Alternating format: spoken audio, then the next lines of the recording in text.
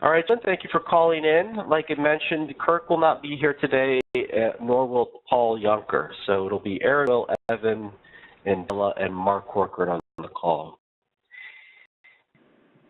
And there's a possibility we'll do some audio, visual, excuse me, in the call. Updates are, I still am updating the framework based on your input from last week, and following that I'll get it out to you so you can take one more look at it, and we will then have our legal counsel will review it and let us know what she thinks. We haven't had the meeting with her yet to deal with some of these issues about the semi-opt-in area, or opt-out area, excuse me. As soon as we do, we'll let you know about the results about that. I don't think, did you guys, after we broke last week, did you have any additional questions about the framework that we looked at last week? No, getting more away from my perspective so that we kind of know what we're trying to lay out from a specific standpoint. Get narrowed it down, yeah, more focused. Yeah. So the one question that we didn't get all the way into last meeting was this required time period before you can change the boundaries of an opt-out zone. I think that who was it that, man, they felt like 10 years was a good time, because you will. So 10 years seems like a good period of time after the creation of an opt-out zone for it to remain steady. And I think the question that it came up right at the end of our meeting last week, I want to make sure we get on record for this. Are you saying 10 years, no changes whatsoever, or you think it would be, obviously you want 10 years where it doesn't go away? Paul brought up the point that if you say 10 years, that also might mean that no new properties can join it for 10 years. And is that something that we'll talk to council about, but is that something that BASIC could live with?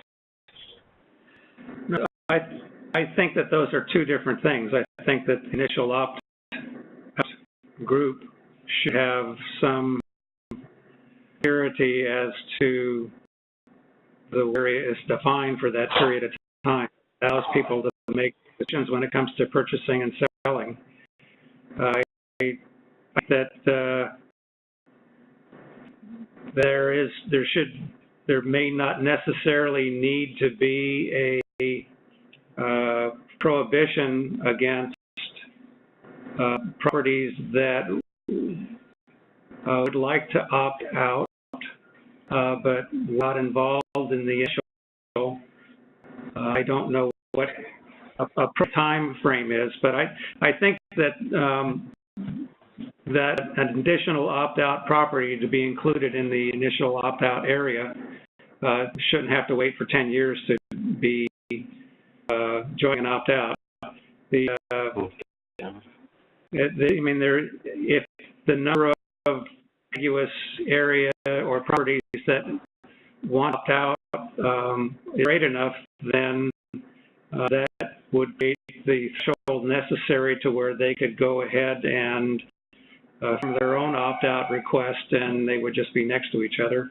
But if you have, one or two properties that would like to join the opt-out, and 3 or 4 years has passed, and they petition, and they're part of the community, and they still meet all of the requirements for the opt-out of the original group, I don't see why they should be denied and have to wait 10 years to join. I do feel that the 10-year mark is important to maintain the original opt-out without being challenged, because, like I say, that creates a situation to where somebody buy a piece of property and know that this is how it's going to be for, it's a decent period. I don't think that people, the community that wants to opt out, that they're successful with their opt-out request, that they have to uh, start the whole process again, 3 years or 5 years. I think 10 years is reasonable. And I don't think, I feel that once the opt-out area has been designated, that a 10-year mark, that the opt-out automatically goes away. I think that would be the point to where if there's a significant number of people within the opt-out area that decide that they want to opt back in, that's when they would go through their request to opt in again. There's no sunset to an opt-out unless there's a request, a full request to opt in. Yeah, we understand that there's no desire to have a sunsetting period on this or reaffirmation that you're in an opt-out. The concern is, or the topic is, after 10 years, we would like, once you've an opt-out area, overlay area, you are beholden to stay in that opt-out overlay area for 10 years. The reason that Paul brought this up is because we aren't certain how this will work, but you're saying, now that this determination has been made for this area, it needs to remain in force for 10 years. It then becomes more difficult to say, except when. So it needs to be in force for 10 years unless you want to make it bigger. Typically, you can't have that. You can have it this way, but you can't have it the other. It needs to be in force for 10 years, or there isn't that kind of that time limit associated with it.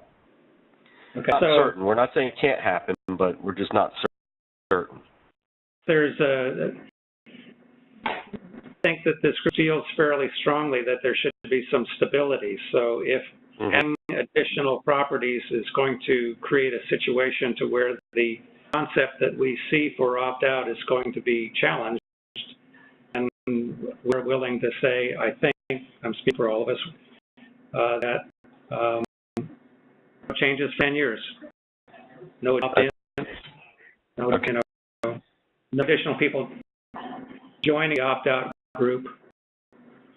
The goal, we're going through this effort to protect status quo in the area that we live. And if somebody else is wanting to do it, well, they can go ahead and do that on their own if the option of growing an opt-out area is going to create a jeopardy of us losing our opt-out status.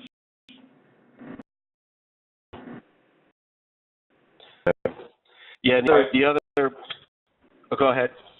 Sorry, Darren. I hear what you're saying, and I would agree that we don't want to jeopardize the opt-out status. However, it's two separate processes. But then again, I'm not a planner. So you generate this opt-out area, 10 years, whatever the time period is. I'm going to see the downside in allowing an addendum to at some point in that period, the time period, either during a 10-year period, for instance, or afterward, joining or a print parcel couldn't join. I don't know what that process looks like, but I don't see those as mutually exclusive somehow. That's just my perspective. Again, I'm probably I'm not playing, so I don't know. Yeah.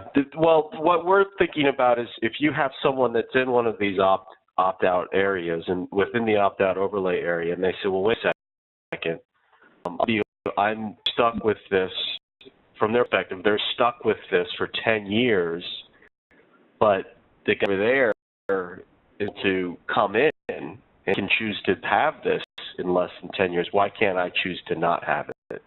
Back to that, if it's permissible for one party to do this, to take this particular action, why isn't it permissible for me?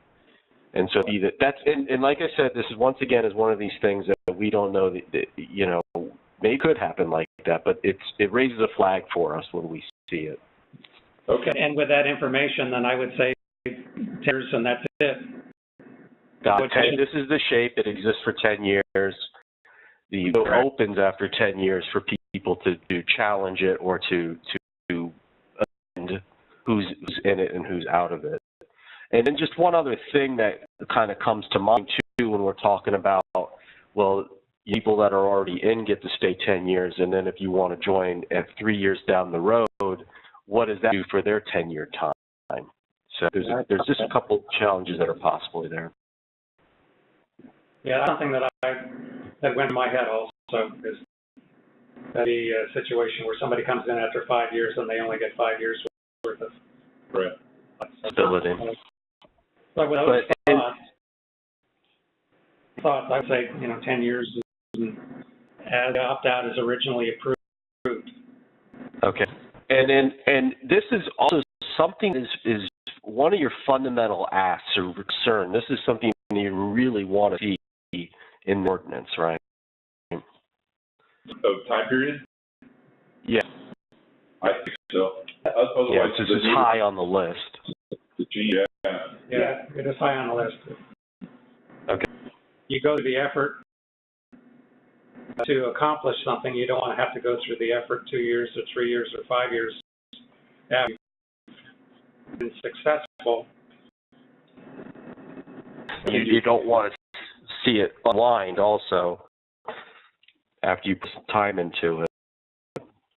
Investment in your property because you now have a reasonable assurance that your neighborhood will be a neighborhood, not a commercial growing zone. Yeah. I mean, this doesn't count for much really, but it seems to me that these areas will have their own value attached to them. If you say this is a guaranteed free area, I think that it's going to carry its own value in the real estate market. 100%. And so do real estate agents. Had comments regarding the possible or disruption of value based upon directions of property. Any other questions about I already asked you this, but I'll ask one more before we go to Woody Glen. No other concerns about the framework other than the things that we mentioned last week that I need to go in there and fix? Okay. Yeah. All right, let's talk a little bit about Woody Glen. Any new updates on those adjacent property owners that might want to be added in? Yeah, Mark, we have some additional feedback, all of which has been positive, meaning positive towards opt-out. Still looking for some additional feedback from some parcels owners that are more challenging to reach. So unless you need that map right away, and I'm holding up the process, no. I would like to table that again for another few days if possible. Sure. Yeah. Okay. And if they have a question for you, kind of about the boundaries at some point, but I'll reach you at that point. Sounds good. And once again, I ask this every week, but just to get on the record, I get Deerwood is really stable. There's no one else in that area looking to join, and certainly no one looking to leave. Right. That's correct. One of the things too that I'm going to be speaking with the County IS team today. The in folks need a bunch of maps created for their areas, and I'll of course include your areas in that too. So hopefully we can get something created quickly by the county that starts to show these things on a map. We're going to be using assessor's parcels as our map, so that the shape will take its form from assessor's parcels. All right. We haven't had, like I said, we haven't had discussion with our lawyer today or this week about the partial opt area. We don't know. We still really don't know what's going to happen there. If that's something that's possible. If that's something that we really need in Rancho Navarro, and I didn't have any contact with Kirk during the week. Let's ask you a question. How invested in the partial opt-out question are the three of you? Not at all, and from my perspective. I'm not a lot of sleepless nights over that. Yeah, no, we're not invested in that process, that part of it. Okay.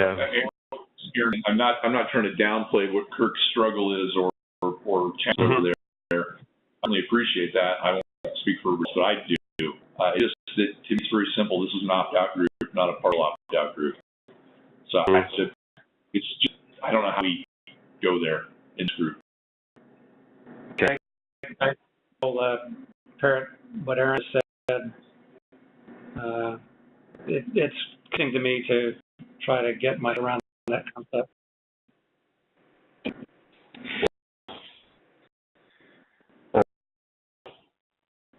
All right. Geez, that was. If you do you guys have anything else you want to bring up or talk about? This could be a world record for a meeting here. I wanted to ask Mark, is there a schedule that you and Paul are planning on coming back to? What are kind of next steps for maybe site visits, on-site discussions, anything along those lines, or am I premature? No, great question. We would have this draft ordinance through legal review, through staff review, of course, through a second from you in about 2 weeks. So the idea is to get the draft work back to you, get additional input, or send it through legal, send it through staff, come back, and then have you take it to the overlay working group as a whole. We're clear if when the larger overlay working group gets to see it if we want to be in town, but following that and real close behind it, a week behind that, we like to be in the area.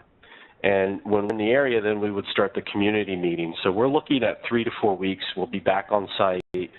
We'll be in the community showing them what we've created.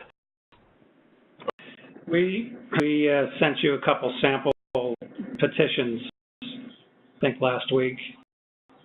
Okay. And I was wondering if you had any thoughts on that. I'll go through that. You will. Came from me, I think. And the reason that I asked is you're looking at coming into the community, having community meetings in 4 weeks or so. Be something that we would probably want to alert the members of the community that this is a possibility.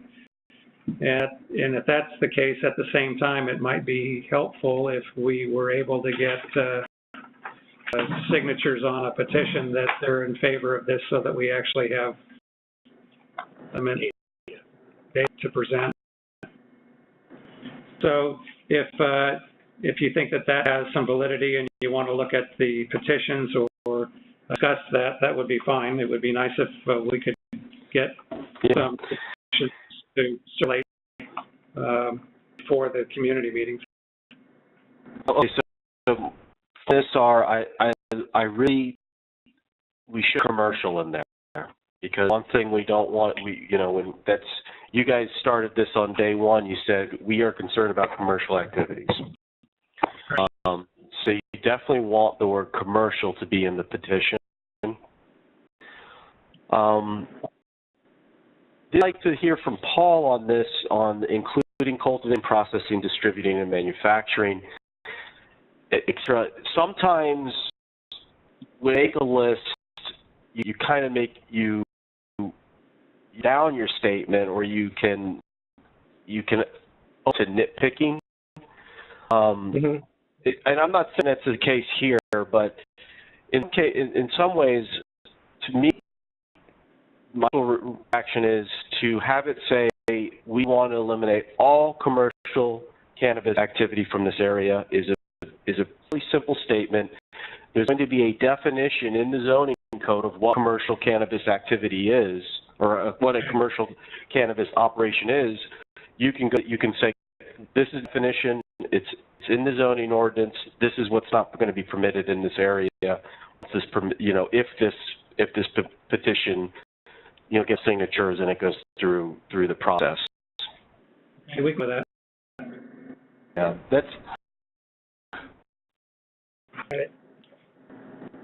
Now, and then the other thing, I don't know if this is something that ends up on the petition or if this is something that the petitioners get trained on. Our idea of the way that this process will work moving forward is that the petition will gain the necessary signatures in the community, and once those signatures are gained, then an application moves forward. So then it goes, staff does a staff report, and it goes to Planning Commission and to Board of Supervisors. They have to do a draft ordinance that would adopt this, opt-out overlay zone for this particular area. And so I don't know if that's something that if it's important to have that on the petition to say to initiate the process for establishing an opt-out overlay zone. Okay. You want to review that? I think that you can provide comments, but yeah, I think that to say to initiate opt-out overlay zone for this proposed area. Mm-hmm. Mark, to clarify, are we following that process then for the two neighborhoods No. in question? No. I'm sorry? No? Okay. No. And this is the caveat too that I always give, and I think I've given it to you guys, and I just gave it to the in also. This, however, it's incumbent on you to make sure that the people in these neighborhoods and areas are well aware of what's happening, and that their property is going to be included in one of these opt-out areas, because the worst thing that could happen to us is we could go through all of this public outreach, have all these meetings, go to the Board of Supervisors, and someone shows up at that meeting and says, wait a minute, no one's ever talked to me about this. And that's the critical component of what we are doing right now in the two areas and possibly Rancho Navarro, is sure that everyone included, all of those property owners are very well aware of what's happening before we get to the Board of Supervisors. You can get something in the mail that says, hey, we're going to be making a land use decision about your property. I've never heard of this before. You imagine what the responses will be like. So when you're talking about two areas, or the groups, you were talking about the opt-in group and the opt-out group? Yeah, so what's the two areas, meaning Deerwood and Woody Glen, you guys have to be in those areas. And I also, as part of what I just said, I've been telling this to the in folks, same thing. They're going through the same process as you. Just they're the bizarro version of you, right? They need to be doing the same thing. They need to be making sure that all of the property owners in the areas that they're going to be affecting and that the Board of Supervisors will be considering when we bring this process forward, they need to make sure that they all know very well that this is going to happen. Woody Glen and Deerwood are going to be going down the same path with the same plan. How do you contact it? Do you notify someone? There's a couple parcels, and we have no idea how to get in touch with them to do the notification. Will be a way set up that we would do an official notification? We can do some of our community outreach meetings, and we can use the assessor's role to push out those notices. Okay. All right. That does not fall necessarily on our shoulders. We would get our signatures for the show of interest in creating opt-out area, and the notification would come from the county to notify that there's going to be a community meeting to discuss this. Correct, yeah. And staff will be interested in doing it because it's just good planning practice to make sure people know what's going on for them. But say it does fall on your shoulders a little bit to be out in the community to make sure people know this is happening. I agree. Rather than later also. And I think you guys have already done that. I don't think there's going to be that many surprises. And you brought up a really good point. While you have to do it, if we had these petitions all ready for our process when we went to the board, it wouldn't hurt. And you could be doing other opt areas a favor. I don't know how altruistic all of you are, but you could be doing them a favor by having this kind of this be shown. That was to be able to present as early as possible the desire of the community, and to show that the will and the numbers are there. Yeah, it certainly won't hurt. It's for a more compelling argument. Maybe. Same thing for me. Yeah.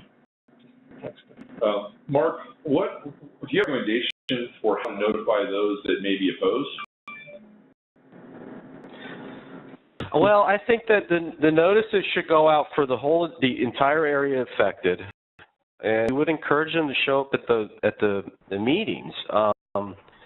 We aren't talking about massive amounts we aren't talking about a massive amount of property owners. We will up at our outreach meeting, whether opposed or in support. If you know you have people that are clearly in opposition of this, that's an interesting question. They need to be notified. And, if they're unable to be reached, then that notification would fall on the that talks about the community meeting. Yeah. We're going to. There'll be, like I said, use the assessor's role to send out the community outreach meeting invitation.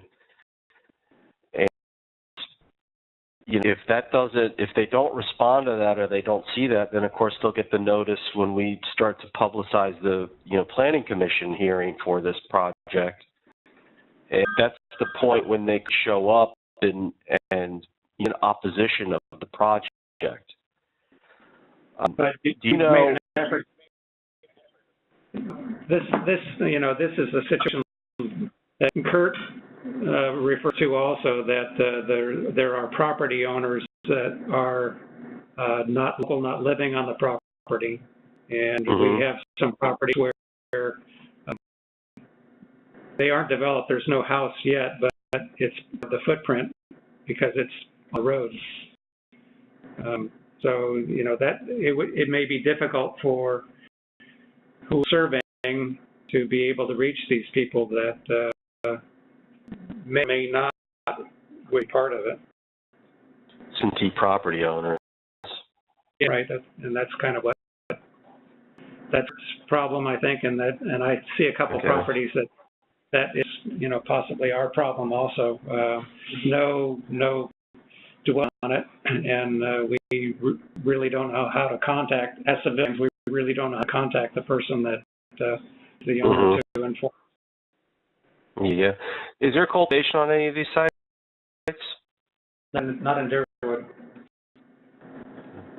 In Woody's not the issue. We don't have really absentee owners that I know of. We know people that we can get a hold of. My question's more about those that would potentially oppose, or obviously we have a duty to inform them, but that's an interesting conversation to have. That's why I was looking for a recommendation on that one. So, the question that came to mind, Kirk, are these people right in the middle of your shape? Are they at the periphery of it? Is there a possibility to exclude them from the Woody Glen, to logically exclude them from the Woody Glen out overlay area? No, okay. So they will be coming in. Well, I guess from a purely democratic standpoint, it's not going to be 100% rate. It will be probably to 90%, but that means there are those that will not approve. So I just don't know how to go about doing the due diligence process for those. Well, they're getting notice of our public hearing, of our public outreach when they're at the public. If encouraged to come public outreach to understand how we're going to impact their property. Yeah. And at the public outreach, maybe that's a good time for folks to try to follow up with them and you know, the thing that is interesting about this process is it's not going to be any negotiation, right? The cannabis operations are going to be on your property. There's no, you know, that's what we're running into with Kirk is that's just a clean way to do these things.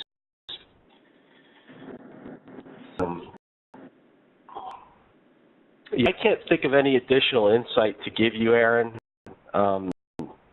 I'll speak with Paul about this. And, you know, it's going to be 100%, but it's going to be in the high 80s. We'll see. It also ultimately depends on what how the board views that. Are they concerned about these 2 property owners out of 10 that want to retain their rights? And you know, do they see a threat from taking their rights away? So that's what I'm referring to give you a little more detail is there's one property owner that's attempting a commercial grow does not have a permit from the county as of 2 days ago. So it did not grow prior to 1/1/16. So that will be the main controversy. And there are smaller parcels that have a very small, I call them the kind of the personal use type of growing situations. There are a couple more that we have identified by word of mouth that won't qualify for commercial either going forward. So really, not really a negative impact to them the way we look at it. However, they may be opposed to anything related to controlling or reducing cannabis cultivation. That's my sense. There will be those and vehemently opposed, though. And my question for Aaron, that property owner is of the opt-out process.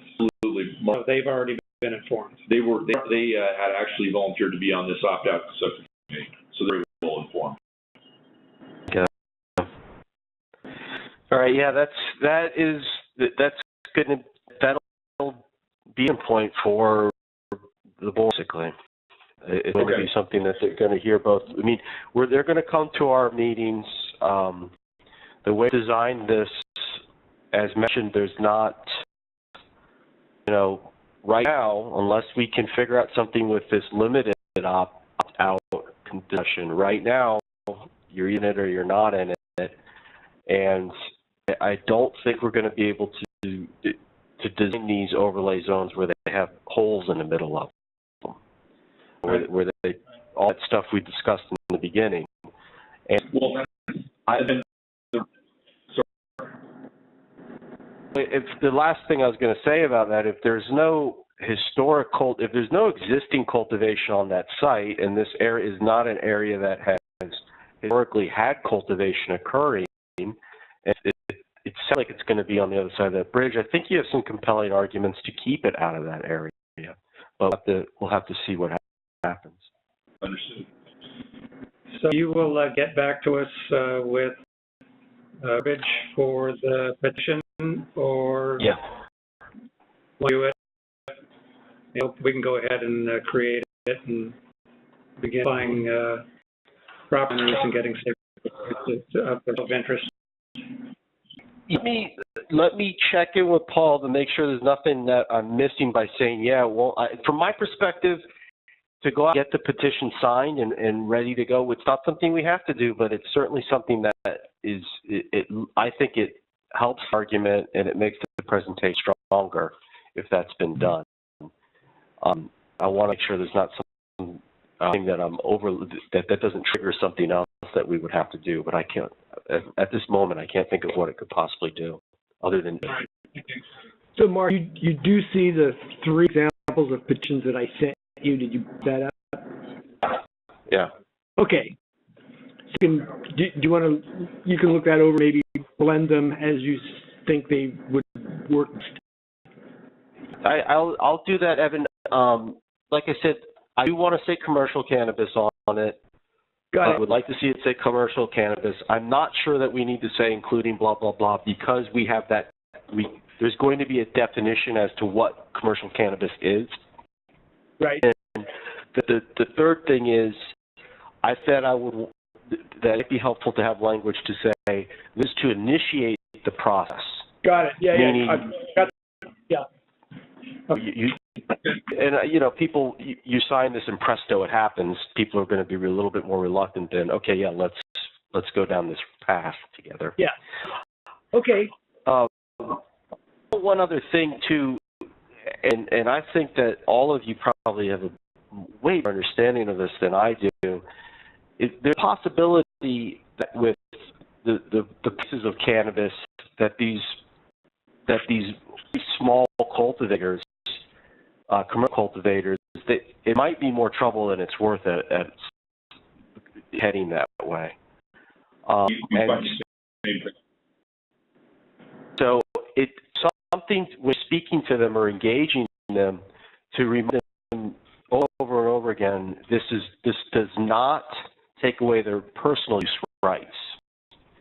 And so, the difference between personal use and a very small commercial cultivator is, whatever it might, I know if they can still get enjoyment out of their land, or they can still use it for that personal use. And I would encourage you guys to remind people that. Thank you for that. And something that we keep reinforcing is that we're not anti-cannabis. We just are wanting to maintain the status quo in our community. There will be people that will be growing plants and probably selling a little bit for personal use. All right, anything else?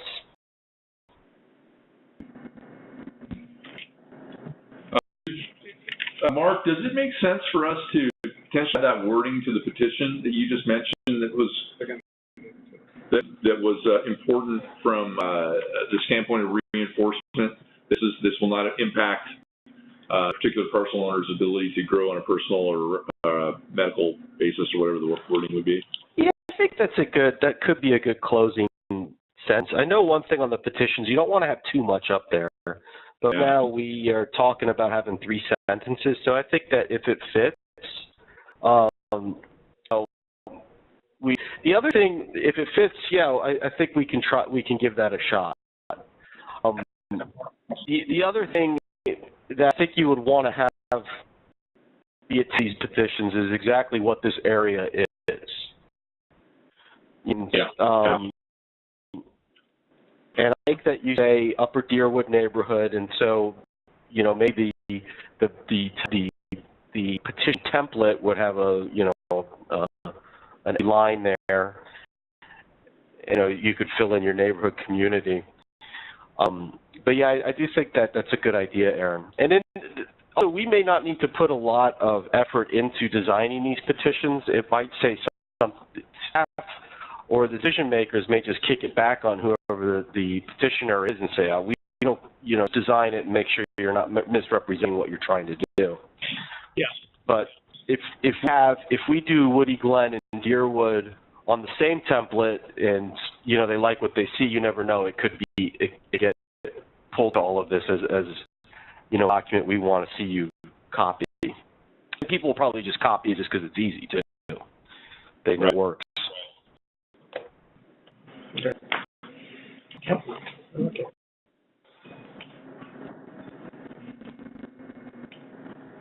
So for our next steps, as mentioned, we're going to be getting in touch with GIS to see if we can start getting our maps made, so that really defines these areas well.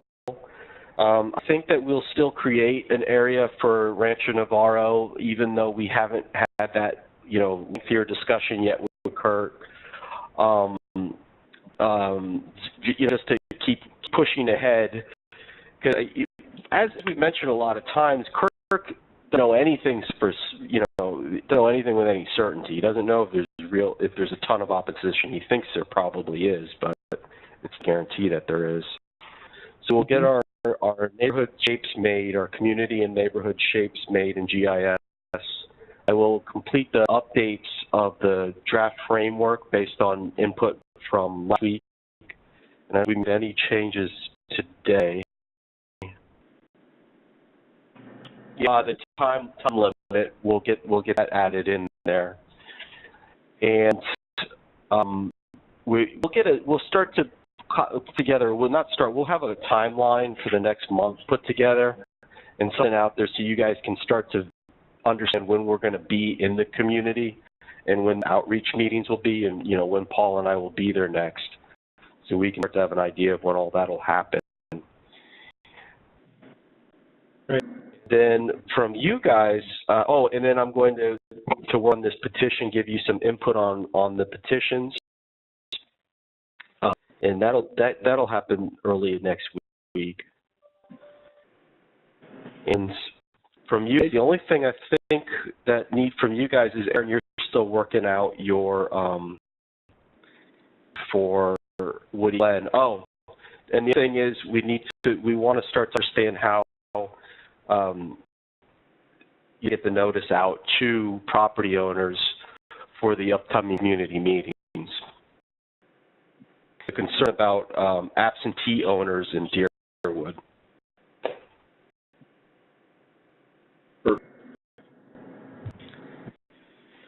Herman, anything you want to add to that?